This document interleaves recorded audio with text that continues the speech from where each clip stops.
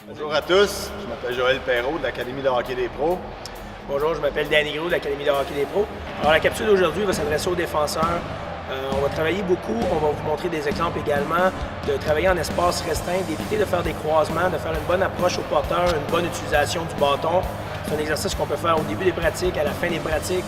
Alors maintenant, Maxime, un joueur de hockey professionnel, va vous montrer un exemple de comment on peut procéder pour l'exercice. Alors lorsqu'on fait notre approche au porteur, c'est très important de patiner. Ici, on voit des poussées hantées. On le voit freiner avec la jambe gauche et puis revenir. Remarquez, lorsqu'il pivote d'arrière à l'avant, il n'y a pas de croisée. Donc, en aucun temps, dans l'espace restreint, lorsqu'il fait son approche au porteur ou lorsqu'il défend puis il retourne vers le filet, qu'il va croiser ses patins. Alors, voici l'exercice lorsqu'il s'applique en situation de match. On va voir Maxime appliquer les 3 points clés qui sont vraiment importants pour cette situation.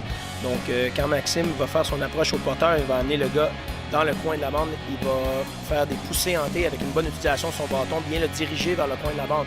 Ensuite, quand l'attaquant va essayer de couper au filet, Maxime va freiner avec son pied gauche sans croiser, sans se commettre d'un bord ou de l'autre, en gardant le joueur adverse, Joël, face à lui. C'est très important lorsqu'on fait cet exercice-là d'avoir les genoux fléchis, une bonne utilisation du bâton.